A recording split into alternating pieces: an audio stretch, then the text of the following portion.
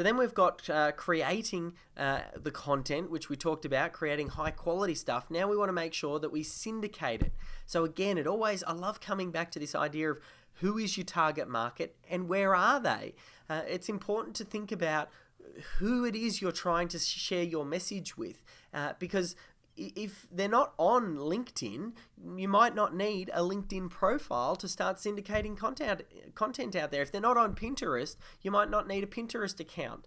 I think there are a few places you need to be. You have to have your content well optimized so Google can find it. I think by default now you have to be on Google Plus because they're forcing you to with this whole authorship. And I think Facebook and Twitter, I think there's definitely some merit there. People are there. You can take your content and then post it out there. So each time that you create a new piece of content, you can post it out. And then it's a matter of finding where your people are and then meeting them where they are and then obviously introducing them to a new piece of content that you've done. And I like to create almost like a little bit of a syndication plan. So you might create a blog post, and every time I do a blog post, I make sure I optimize it for YouTube, for Google. I make sure that I take a snippet and then I go post it over on Facebook, and then I make sure I do a little snippet on Twitter, and you come up with like a little bit of a step-by-step plan. But the real key is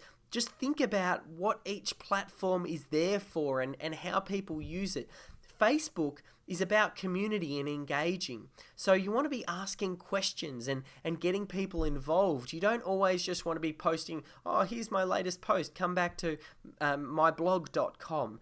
You want to just use it for what it's there for, which is engaging. So occasionally you might post, hey, here's my new post. But more than that, you want to post other cool things that you've spotted that other people might be interested in. And then you can engage and build up your profile that way. But creating the content and then getting the content out there is really key.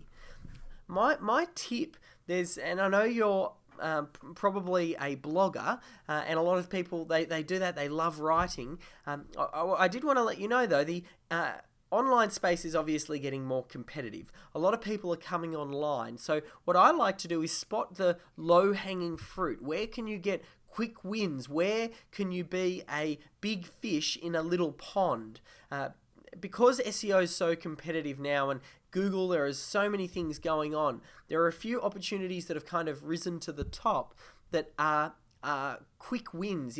If you can get into a habit of maybe becoming a vlogger, a video blogger, someone who posts regular content but through video format, I think there's some great wins to be had on YouTube. It's a lot less competitive. There's a lot of rubbish out there. So by having some good quality content, you can engage people very quickly. You can rank excellently, and people can really connect with video. They'll get to know you. So why not have a combination of both written posts and YouTube? I just wanted to float the idea. It may or may not be right for you, but it's something to think about. Another one is iTunes. Podcasts, they're all the rage right now. People are signing up, obviously, with all of the different smartphones. Everybody's got a smartphone on them these days, and they're listening and consuming podcasts. So why not create a podcast that supplements your content that you're creating on the site? It's just another way to break through all this noise, help to build up a little bit of an audience, create a different channel for someone to engage with you, so it's not just Google dependent or one social media platform dependent. You've got a couple of different options on the way that you can engage with your community. So YouTube and iTunes at the moment, I think at least for the next couple of years, represent a really great chance for you to make some quick wins and help really engage your community.